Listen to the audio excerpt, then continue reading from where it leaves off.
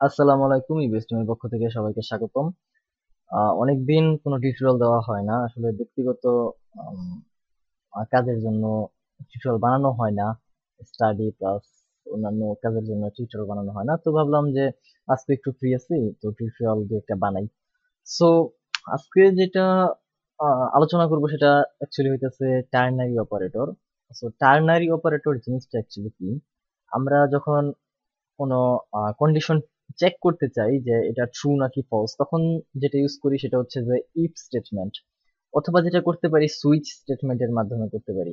কিন্তু মানে এমন কোনো টাইম হয় যখন মানে আমরা শুধুমাত্র একটা জিনিস চেক করতে চাইতেছি, অর্থাৎ যদি আমাদের কন্ডিশনটা ট্রু হয় তখন শুধুমাত্র আমাদের একটা কাজ করবে, এবং যদি কন্ডিশনটা ট্রু না হয় মানে এলস আরেকটা কাজ করবে।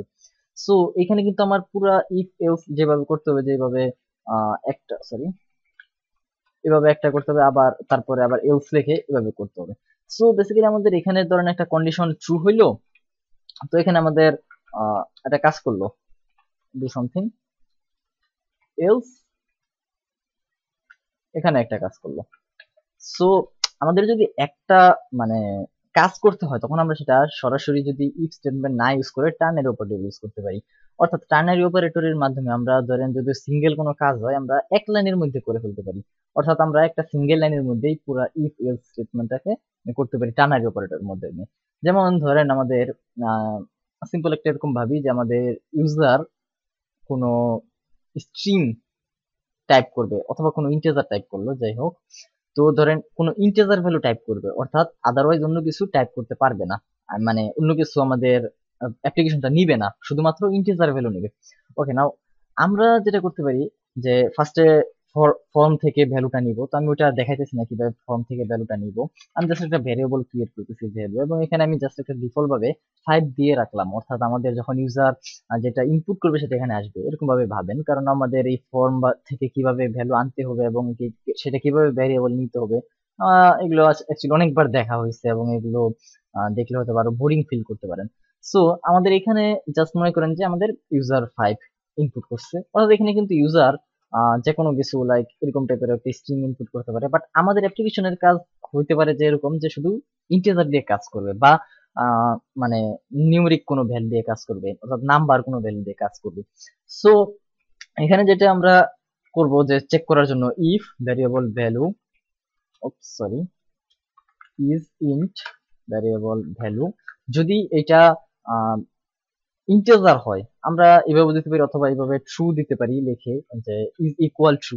বাট বেসিক্যালি আমাদের এটা ট্রু না দিলেও হয়, মানে এটার পুরোটা মানে হচ্ছে যে ট্রু, অর্থাৎ আমরা যদি সরাসরি এইভাবে দিই এটার মানেও বোঝায় যে আমাদের এটাই বুঝাইছি আমরা, তবে এটা আপনারা না দিলেও চলে। এবং যদি আগে একটা এক্সক্লেমেশন মার্ক দেন তার মানে বোঝায় যে ডাজ নট ইকুয়াল, বা এরকম ভাবে আর কি, বা sorry T R U, T R U, অথবা ইকুয়াল ফলস। সো এটা অ্যাকচুয়ালি ফ্যাক্ট না, আমি যেটা সাধারণত মানে লাইক করি যে সরাসরি ফাংশনটা কিভাবে লিখে দিই, কারণ ট্রু লিখি না, বা এবং যদি চেক করতে চাই যেটা ফলস কিনা তখন আগে একটা এক্সক্লেমেশন মার্ক দিয়ে দিই, তার মানে বোঝায় যে এটা ফলস। সো আমি এখানে চেক করতেছি যে ইফ ইজ ইন্ট, অর্থাৎ এটা যদি ইন্টিজার হয় তাহলে আমাকে কিছু একটা করবে, এলস ধরেন একটা এরর মেসেজ দিল যে আমাকে নিশ্চয়ই কোনো ইন্টিজার ভ্যালু ইনপুট করতে হবে। সো এটা আমরা টার্নারি অপারেটরের মাধ্যমে সরি কিভাবে করতে পারবো। তো এখন ধরেন আমি জাস্ট একটা ভ্যারিয়েবল নিতে পারেন, অথবা ভ্যারিয়েবল ছাড়াও নিতে পারেন। আমি একটা প্যারেন্থেসিস দিলাম, এবং প্যারেন্থেসিসের পরে একটা কোশ্চেন মার্ক এবং একটা কোলন। সো এই কোলনটার পর আমি একটা সেমিকোলন দিয়ে শেষ করলাম। সো এখন কথা হলো যে আমি প্যারেন্থেসিস দিলাম, কোশ্চেন মার্ক দিলাম, কোলন দিলাম, একটা সেমিকোলন, এটা শেষ, এটা মানে লাইনের শেষ, এটা আমরা জানি, এটা কোনো কিছু না। তো এইটার মানেটা অ্যাকচুয়ালি কি? আসলে আমাদের এইটাই পুরাটা হচ্ছে একটা ইফ এলস স্টেটমেন্টের শর্ট ভার্সন বলতে পারেন। অর্থাৎ এখানে আমরা চেক করব এই প্যারেন্থেসিস এর মধ্যে যে আমরা কি চেক করতে চাইতেছি, অর্থাৎ আমরা ইফ স্টেটমেন্টের মধ্যে যেই কন্ডিশন গুলো চেক করি প্যারেন্থেসিস এর মধ্যে, ঠিক ওইটাই আমরা এখানে দেবো। সো যেমন যে ইজ ইন্ট ভ্যারিয়েবল ভ্যালু, আমাদের এটা স্পেস না দিলেও হয়। তারপর এতটুকু গেল আমাদের কন্ডিশনের ক্ষেত্রে, এই কোশ্চেন মার্ক আগ পর্যন্ত। এখন এই কোশ্চেন মার্কের পরে আমাদের যে কাজটা করবে, অর্থাৎ ধরেন আমাদের ট্রু দিল, ওকে, এন্ড যদি না হয় তাহলে ফলস, এলস। এই কোলনটার মানে হইতেছে এলস। ঠিক আমরা যে একই কাজটা করছি বাট এক লাইনে। তো এটা ধরেন একটা ভেরিয়েবলে নিল চেক নামে, ওকে। সো আমাদের এখানে করতেছে যে ইজ ইন্টিজার, যদি এটা ইন্টিজার হয় তাহলে এখানে ভেরিয়েবল চেকের ভ্যালু হবে ট্রু, এলস, এলস মানে হইতাছে এই কোলনটা, এলস ফলস। তো আমি জাস্ট এটা এক্সাম্পল দিছি ট্রু বা ফলস। আপনি এখানে দিতে পারেন যে ইফ চেক ইজ ইন্টিজার দেন একটা কাজ করবে, আদারওয়াইজ একটা এরর মেসেজ দিবে, এরকম টাইপের কিছু একটা। সো আমরা কিন্তু এটা জাস্ট একটা সিঙ্গেল লাইনেই করে ফেলছি। আমাদের ফার্স্টের এতটুকু হইতেছে যে আমাদের চেক করতেছে কন্ডিশন, আর কোশ্চেন মার্কের পরে হইতেছে যদি ট্রু হয় তাহলে কাজ করবে, এলস কোলন মানে হইতেছে এলস, এই বাকিটুকু কাজ করবে। সো আমি এটা কিন্তু সরাসরি এভাবে প্যারেন্থেসিস না দিয়েও করতে পারি, এভাবে দিয়ে যে is int then true otherwise false, এভাবেও করতে পারি। বাট অলওয়েজ এইভাবে করাটা বেটার, কারণ আপনি যদি দুইটা একসাথে চেক করতে চান, যেমন is integer and not empty, অর্থাৎ আপনি দুইটা একসাথে চেক করতে চাইতেছেন কি, যে এটা ইন্টিজার ঠিক আছে কিন্তু এটা এমটি হওয়া চলবে না, অর্থাৎ আপনার এটাকে ভ্যালু অবশ্যই থাকতে হবে এবং পাশাপাশি এটাকে একটা ইন্টিজার ভ্যালু হতে হবে। এখন আপনি ধরেন এখানে একটা স্ট্রিং আছে, মানে আই মিন কোটেশন আছে, যার কারণে কিন্তু আমাদের ডাটা টাইপটা স্ট্রিং ইন্টিজার নাই, আমাদের ডাটা টাইপটা এখন বর্তমানে স্ট্রিং। সো আমাদের এই ফাংশনটা কিন্তু ফলস রিটার্ন করবে, অর্থাৎ আমাদের এটা কাজ করবে না, কারণ আমাদের কিন্তু বর্তমানে এটা ইন্টিজার না, এটা আমাদের স্ট্রিং, এবং আমাদের ফাংশনটার মাধ্যমে চেক করতেছে যে ডাটা টাইপটা কি ইন্টিজার কিনা। সো আমরা যেটা চেক করতে এভাবে করতে পারি যে আমরা স্ট্রিং হোক আর যাই হোক, আমরা চাচ্ছি শুধুমাত্র নিউমেরিক ভ্যালু। তো যেটা করতে পারি যে নিউমেরিক এই ফাংশনটা ইউজ করতে পারি, অর্থাৎ এই নিউমেরিক ফাংশনটা চেক করে, এটা ডাটা টাইপ চেক করে না যে এটা স্ট্রিং বা ইন্টিজার কিনা, এটা জাস্ট চেক করতেছে যে এটা কি নিউমেরিক ভ্যালু কিনা, অর্থাৎ যদি কোনো নাম্বার হয় তাহলে ট্রু রিটার্ন করবে, এবং অবশ্যই আমাদের এটা একটা নাম্বার, যদিও এটা স্ট্রিং বাট আমাদের এটা নাম্বার।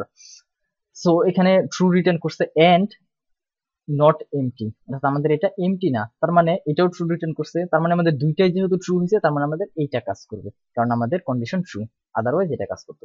তো আশা করি বুঝতে পারছেন যে অ্যাকচুয়ালি টার্নারি অপারেটরটা কি, এবং ধরেন এক লাইনে আপনি কাজটা করে ফেলতে পারতেছেন, আপনার দুই তিন লাইন লিখতে হইতেছে না বা একটু মানে মেসি হয়ে যাইতেছে না, আপনি একটা সিঙ্গেল লাইনে জাস্ট করে নিতে পারতেছেন, বা আপনি যখন এখান থেকে ইউজারের কাছ থেকে ভ্যালুটা নিবেন ওইখানে সরাসরি করে নিতে পারেন।